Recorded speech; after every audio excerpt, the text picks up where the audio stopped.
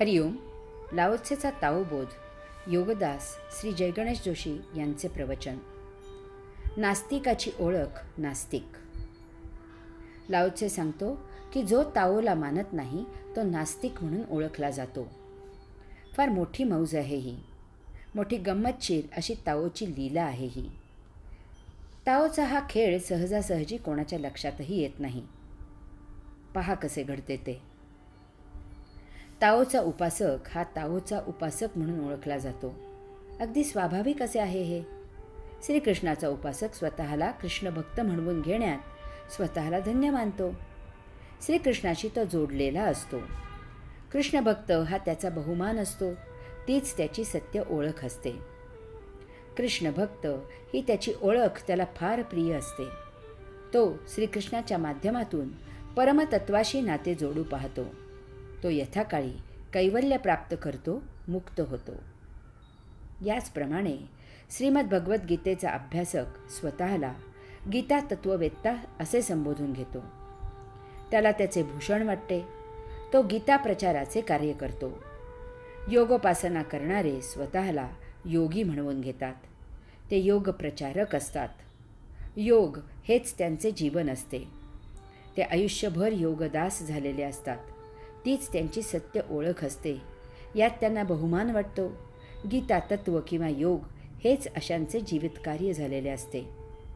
ते त्यातच रत राहू इच्छितात. यातच त्यांचा परमानंद, सदानंद, कैवल्यानंद असतो. परंतु तिसऱ्या प्रकारात त्या महोदयांचे महादुर्दैव असते. ते त्यांच्या लक्षातही येत नाही. जे ताओचे निंदक असतात, जे ताओला मानत नाहीत, जे नास्तिक असतात, ते ताओचे निंदक, ताओ न मानणारे नास्तिक म्हणून ओळखले जातात. पहा ही ताओची लीला. पहा ही ताओची गंमत. ती समजावून घ्या. परमात्मा न मानणारे त्यांची समाजात काय ओळख करून घेत आहेत पहा. ते परमात्म्याचे नास्तिक म्हणून प्रसिद्ध होतात.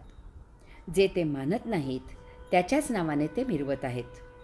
अप्रत्यक्षपणे त्यांची ओळख परमात्मा हीच आहे. कोठे परमतत्वाबद्दल काही चर्चा, परिसंवाद असला की असे हे परमात्म्याचे निंदक, परमात्मा न मानणारे नास्तिक त्या व्यासपीठावर परमतत्वाविरुद्ध बोलायला एकत्र जमतात. तो त्यांचा ग्रुप नास्तिक म्हणून प्रसिद्ध असतो. काय आहे त्यांची प्रसिद्धी? परमात्मा न मानणारे, परमात्म्याचे नास्तिक, परमतत्वाचे निंदक, काहीही नाव घ्या. ते परमात्म्याशीच, ताओशीच जोडलेले आहे.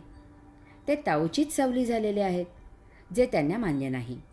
त्यांच्याच नावाने ते समाजात स्वतःची ओळख करून देत आहेत किंवा तशी त्यांची ओळख समाजात होत आहे. ताओला न मानणाराही ताओशिवाय असू शकत नाही. कोणी पृथ्वीवर ठाम उभे राहावे आणि सर्व जगाला ओरडून सांगावे की विश्वात पृथ्वी असे काही उपलब्ध नाही. आता याला काय म्हणावे? हसावे की रडावे? हा त्यांचा दैव दुर्विलास ताओच सोडवतो. कसे ते पुढे सांगितले आहे. केशवम प्रतिगच्छती. लाओत्से सांगतो की जो ताओची उपासना करतो त्याचा ताओ मोठ्या आनंदाने स्वीकार करतो. जो नीतितत्वे सांभाळतो, नीतिमत्ता त्याला मोठ्या आनंदाने सामावून घेते. जो नास्तिक असतो त्याला नास्तिकता मोठ्या आनंदाने सामावून घेते. ताओची ही मोठी लीला अद्भुत आहे. समजावून घेण्यासारखी आहे. ताओ कोणालाही कायम करता सोडून देत नाही. कारण सर्व काही त्याचीच अभिव्यक्ती आहे. ती त्याला सोडून कोठेही जाऊ शकतही नाही. ताओ चुकलेल्याला मूळ जाग्यावर आणण्यासाठी प्रयत्न करतो. प्रसंगी कठोर पाऊल उचलतो, शिक्षा करतो. परंतु शेवटी तो विश्वजननी आहे. ती तिच्या लेकराला वाऱ्यावर सोडत नाही. प्रेमाने, मायेने सांभाळून घेते. ताओनिष्ठ ताओमय होतो. जो ताओची उपासना करतो तो ताओला प्राप्त होतो. ताओची उपासना करणाऱ्याला साक्षात्कार होतो की तो ताओपेक्षा निराळा नाही. तेथे भिन्नता नाही. तो स्वतः ताओचाच अंश आहे. ताओची साधना आणि उपासना करणाऱ्याला ताओ स्वतःच सामावून घेतो. ताओ भक्त, सायुज्यमुक्त, मुक्त होतो, तो कैवल्य प्राप्त करतो. तत्वनिष्ठ ताओमय होतो. तत्ववेत्ता आपल्या तत्वांना घट्ट पकडून असतो. तत्वज्ञान हाच त्याच्या जीवनाचा पाया असतो. तो या तत्वांसाठी जगत असतो. एक वेळ जीव जाईल, परंतु तो तत्व सोडत नाही. तो महाजिद्दीचा असतो. ते अंगीकारलेले तत्व हेच त्याचे जीवित कार्य असते. त्याचे तत्व त्याच्यात इतके भिनते की तो स्वतःच ते तत्व होतो.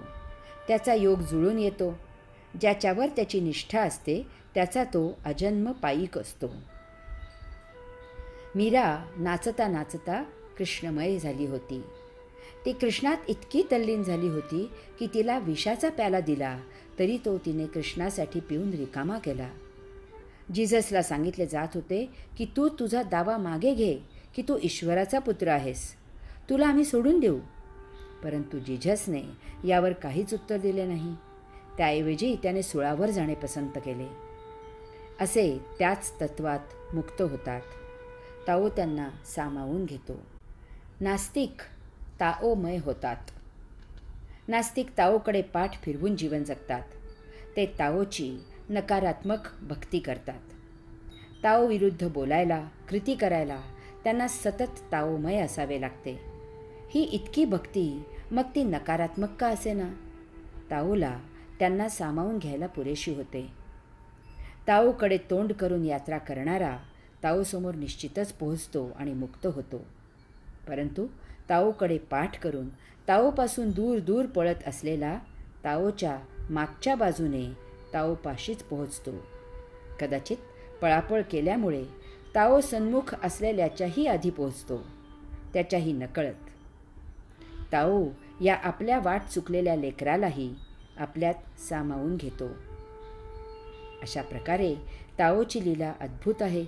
तो सर्वांना आपल्यात सामावून घेतो आणि मुक्त करतो. हरि ओम.